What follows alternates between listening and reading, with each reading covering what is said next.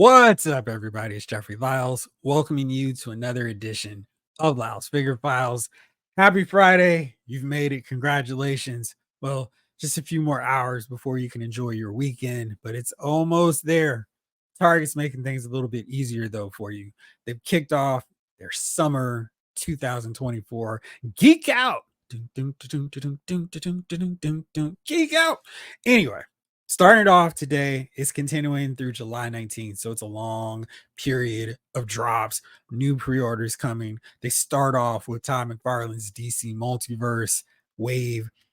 I always feel like I'm kind of having to defend this line more than I do anything else, more than Star Wars, more than Marvel Legends.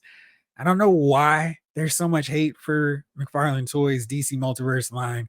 Is it just because people go, these should be the same scale as Marvel Legends? I think there's some legit issues with the line, and some figures don't turn out as great as they could just because nobody apparently has a ruler over there. But there's some issues, yeah, granted. But when he does deliver good figures, they're really good. Some of them are going to end up in my end of year best of 2024 list for sure. I don't even need to go, well, let's see what happens with other lines. No, there some surefire winners that are not leaving my top 10 list. Anyway, got some new ones today. I don't think they're going to be making the cut, but let's take a look and see what's coming from McFarlane Toys. First up, we've got Fire. From the JLI. Very interesting take on the character. There's so much here. So we've got her rocking, and you can see, I don't know if Todd necessarily understood how fire works. She's like Johnny Storm, Human Torch, Bobby Drake, Iceman. When she's powered up, you're not seeing too much detail. Here, we decided kind of curiously to sculpt a lot of new detail that aren't necessary for a character who you shouldn't see anything. So we've got thigh-high boots. We've got the halter top. I like the fact that we've got some flame around her waist. That's cool. Looks like she's got some arm gloves rocking here too. Her headband is showing. So it's kind of wild, all these details. I'm not loving the McFarlane Toys eye special. This time she's looking up. I guess maybe she's trying to figure out why her hair is rising. That should be just relaxed. I don't quite understand why she's got the Marge Simpson Bride of Frankenstein tribute rocking here. It's not a great look for her. So you can see another look. It's one of those where the only position where she would look straight with this with the hair going up is if she's landing. Every other action poses you could do or accomplish with her doesn't make any sense with this look. So I don't quite understand what happened and why they chose to go that route.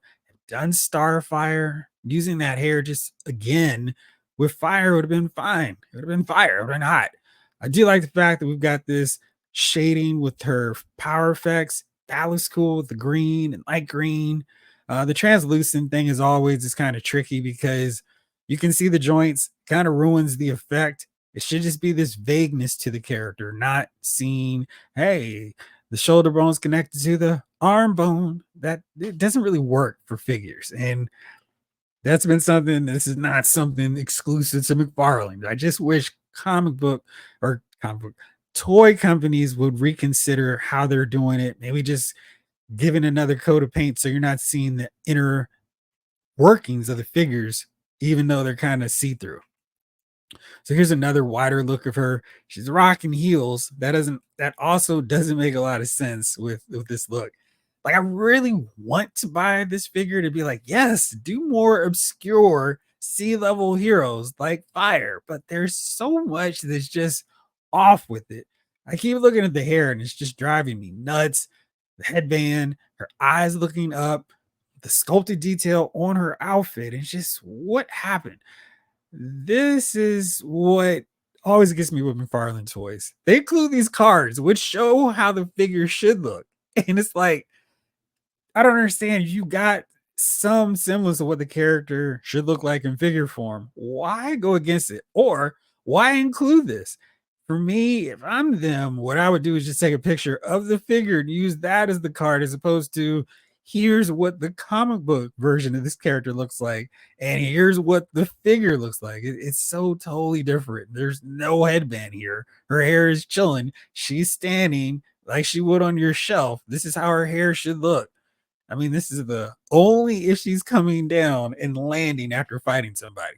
So, in terms of effects, she didn't have a whole bunch. She's got the two fist attachments. She's got the black stand, and with any and all characters that fly, I really think McFarlane Toys needs to include that flight stand. That would actually make sense with her hair because you could just position her on the shelf like she's landing.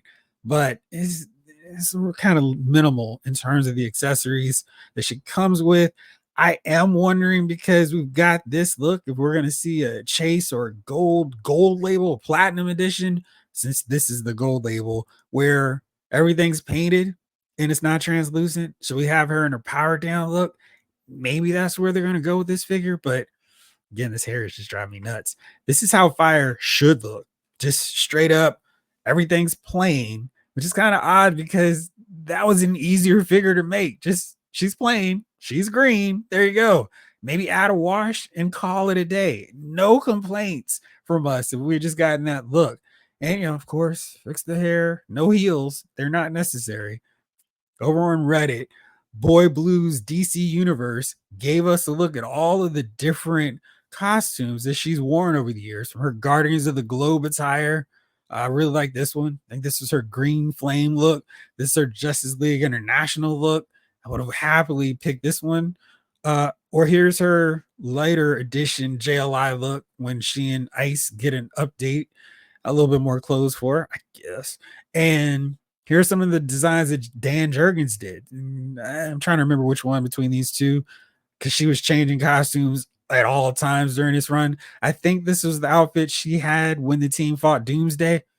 Any of these looks would have been fine. Instead, we get the powered up version, which is okay. But hopefully, if we do get a powered down version, one of these gets worked into the mix. With her hair low, I mean, part of her look is that she's got bangs, kind of unique for a comic book character. So, with her hair up, and I'm wondering if this is the look that he's going for because it's got the halter top, it's got this. No thigh high boots though, so I don't know if he was using this, for example, doing a hybrid. But anyway, that's what we got with Fire. Kind of okay with it, but again, the hair's throwing me off on it. Next up is the rookie Batman and Mr. Bloom. This is from that run where Scott Snyder, my good friend, and Greg Capullo were doing some really fun stuff with Batman. Bruce Wayne had amnesia. Commissioner Gordon was now Batman. The only thing I didn't like about this run was Gordon had a mohawk and he shaved his mustache. So it was kind of like, who is this guy? It threw off the whole dynamic because it's like, well, it should be Commissioner Gordon, but his distinguishable elements are gone. And I think this is a really nice set for rookie Batman. Mattel did a version of this where it was so small there was no way a person could fit in there. You see, we've got the head sculpt of Gordon, and I think they kind of shortchanged that mohawk a little bit. No mustache, but he looks like he would really fit in here. And like most of his body, like maybe his arms are sitting here, but his torso and his legs would fit in just fine. I really think this is a cool looking version of rookie Batman. And for those of you who like that storyline, I think this is a really solid option. I'm not feeling Mr. Bloom though. Mr. Bloom is such a unique, weird looking character. And outside of this run, I highly recommend checking out Task Force Z. He was part of Red Hood's zombie army who was fighting everybody. It was such a great book, largely because they ignored DC continuity and just focused on those characters. Really great read. I highly recommend it. Mr. Bloom is a very unique looking character. Uh, you can see how slender he is. He's got an elongated look. I feel like maybe they could have done an elongated man or a plastic man, in regular form with an extended torso and arms and give you a better look at Mr. Bloom compared to this one.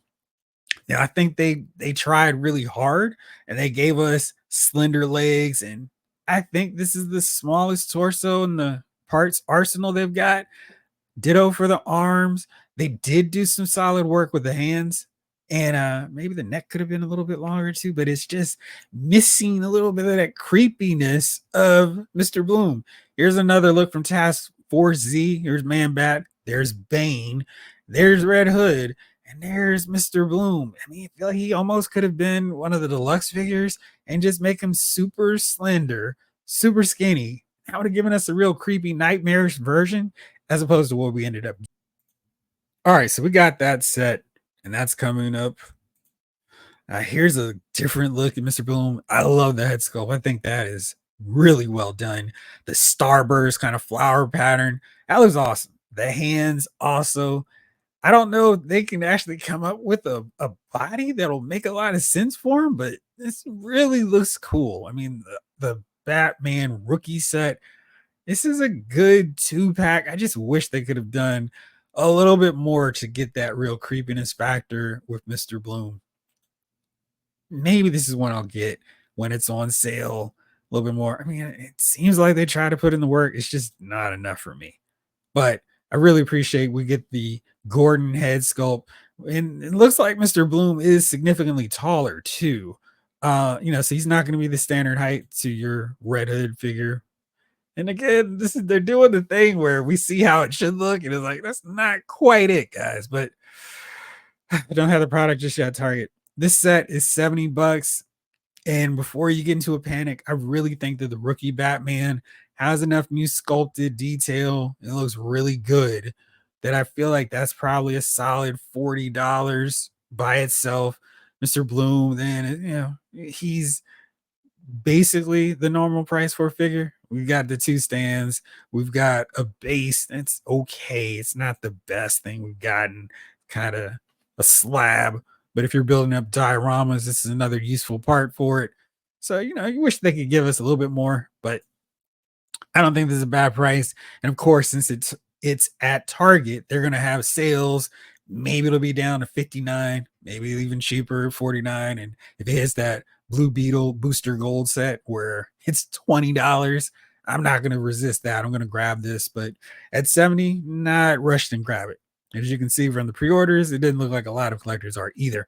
Next up is the autograph series. So we get another crack at this Punchline and Joker from signed card, thankfully, signed by the artist of Batman, Jorge Jimenez. Great artist doing some solid stuff, even on a kind of shaky Batman run.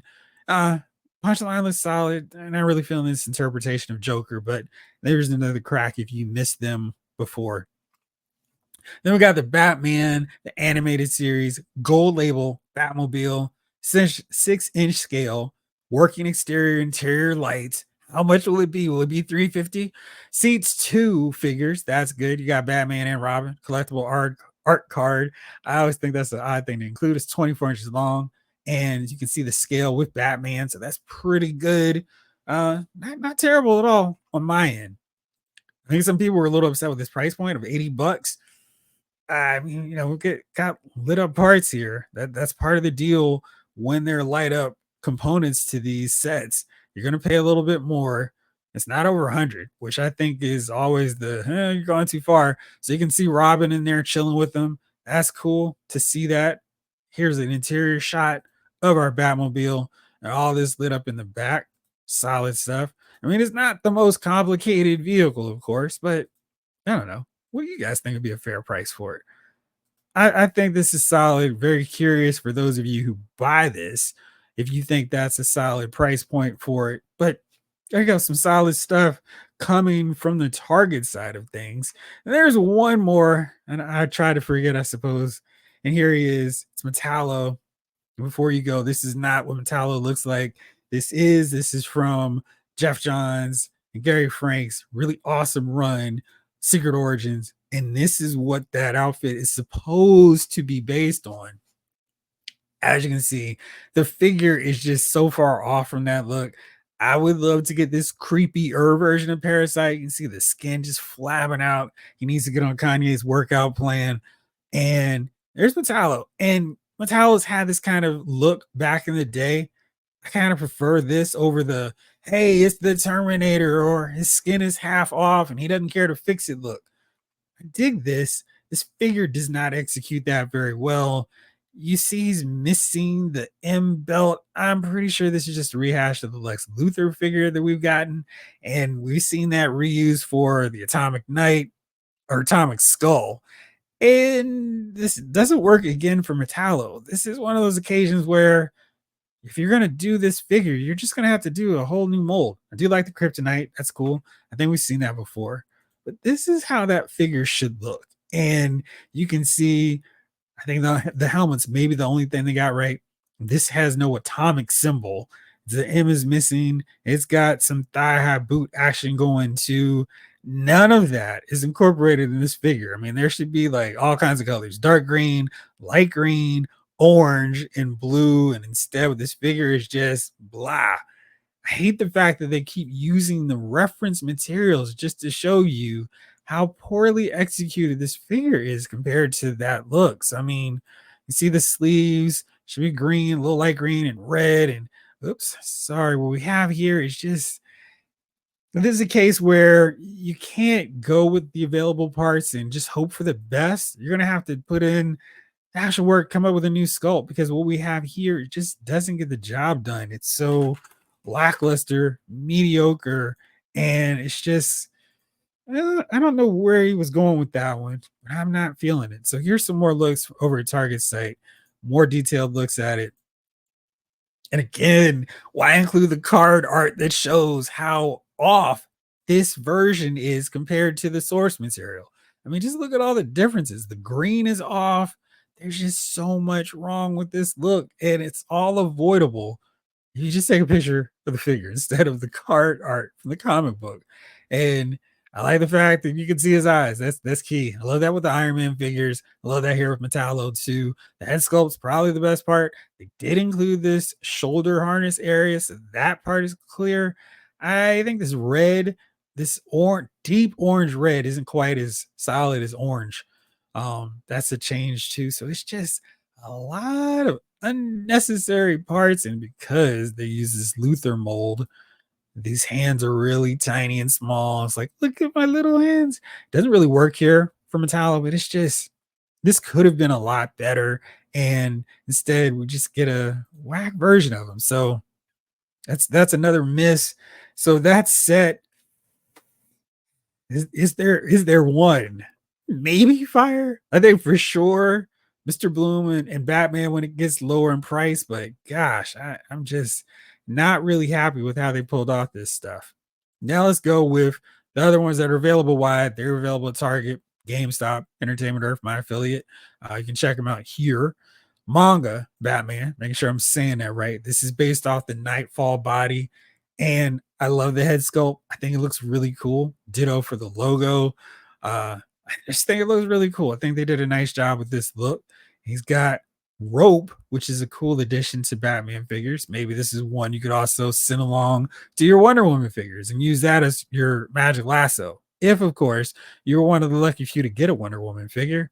I like the coloring of this figure, lots of gear. So this is a collector edition, which means he's 30 bucks more than your typical figure. But at least he's got some stuff. And it looks like this rope can be unspooled a little bit, so you can do a lot more with it. I think this is a magnifying glass. I think it's a telescope, so you can see a little bit in the distance. A red batarang. Is this a top he's rocking to? Extra hands, the stand, and of course the useless stand. I wonder if we'll ever see this Robin as part of this as well. You see the eyebrows don't quite match up with the source material. Again, don't include it because people like me on this one, I don't know what Manga Batman's supposed to look like. But then I see there's some changes, but it's a pretty cool looking figure. And $29.99, like I said, let me see what all he has here. Magician wand. Okay. Card stand and figure base. Bat camera. Okay, I was way off with all these accessories that he's got. Which one is the wand? I would assume this is the wand and this is the camera. Anyway, not gonna lose any sleep over it. That's Manga Batman, whichever your preference. Next up is Sergeant Rock. Sergeant Rock is just pretty much an overall disappointment to me. I did think that they should have gone with the sleeves here, or the half sleeve ripped up, and then the fully removed sleeve.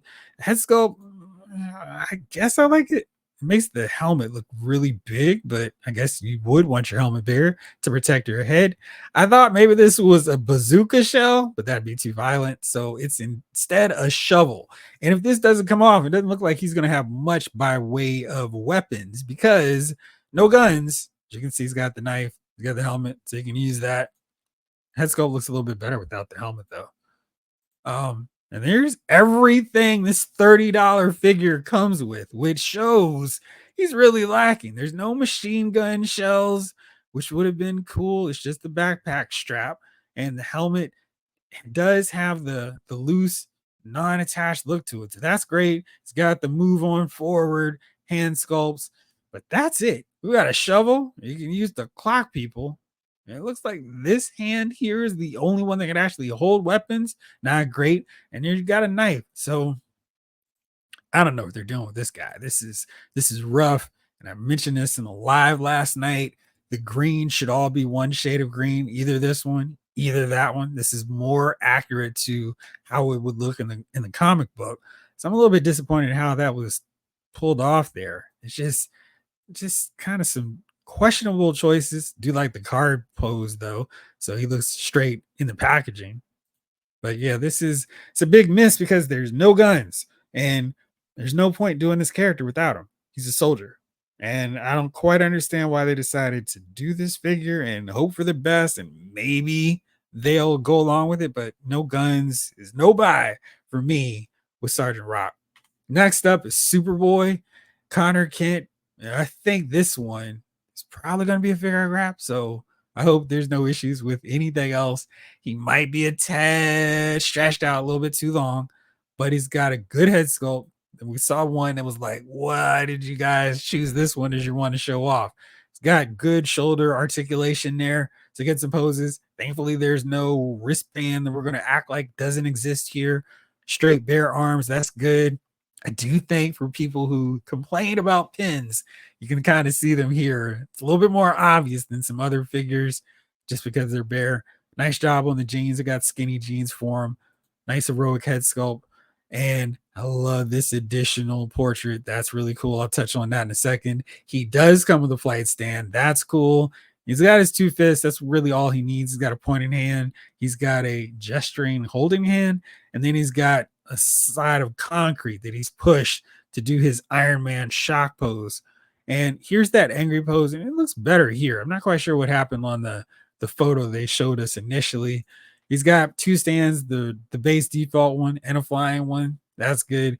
Hopefully he's not towering over Superman. If he's shorter, just enough, he's a buy because I just really like how he turned out. Here he's chilling on the flight stand, and there a little bit. I'll touch on that in a second. But this was a really smart figure, and I think this one is just about worth that $30 price point because we've got some cool stuff with him. His scale is going to be the most important, but you note he is missing that wristband that they're showing on the figure. Here's a look at the chase though, and this is awesome. They've changed up the shading of the blue jeans, so one's darker, one's lighter. I kind of feel like the more heroic one should be lighter. This is from a really fun run in the comic books where Superboy turns and he becomes corrupted by Lex Luthor. So he shaves his head and then makes this L shape in his costume. Read this: Teen Titans from Jeff Johns, issue 24. That's Matt Clark that was the artist on that, but it's really good. Definitely recommend it. Here he is with Lex Luthor, so you can kind of sort of do that with the Lex Luthor figure we've got. But here, oops, is the, ugh, there we go. I can figure this out. So here you go. You can do this full look. You've got this as your bonus chase platinum figure, a worthwhile one since they included that alternate head sculpt. So that's really cool. I mean, this is not sculpted, it's painted, but that's really nice work. So good job, McFarlane Toys, on this change. And, you know, I think we've got some of these members of the team, but yeah, this is very well done and a nice, really nice chase, and one that we don't see enough of from them that make a lot of sense. We've seen the Superman red. This is another really solid one. And here are the other chases. Manga Batman. I think this is another fun platinum chase version too. Really cool color scheme on him. The other one, Sergeant Rock's not so good. He's all green. He's like the swan. He's like the little plastic green man version, and the greens match up. But maybe if you wanted to buy a bunch of these and pose them without their guns on your table, you could be like, hey, I'm a little kid again with my plastic green army men. So maybe that's not so terrible now that I think about it on that end. It is terrible for the $30 price point, but it's kind of cool on that front. But yeah, it's questionable decisions all around with Sergeant Rock. So that's it. This latest drop in McFarlane Toys. I think the winners are that Superboy and the rookie Batman and Mr. Bloom set. The rest of them, they could have done some fixes, some changes that would have had me a lot more excited. Again, Fire just needed her hair flowing down. I would have been okay with the rest of the details, but the hair sticking up is silly. Sergeant Rock needed guns, and I don't want to have to go buy more guns from somewhere else to put with a figure who's a soldier. That doesn't make any sense. So that's it on this round. Guess I'll be doing these with every drop in terms of figure lines that I collect. I can't speak on Teenage Mutant Ninja Turtles. We know they're going to be coming as well. But that's it for this one. I'll be back on talking about the Marvel Legend reveals from Monday's live stream. Hope you all have an awesome weekend. For now, this episode of the House Figure Files has been filed.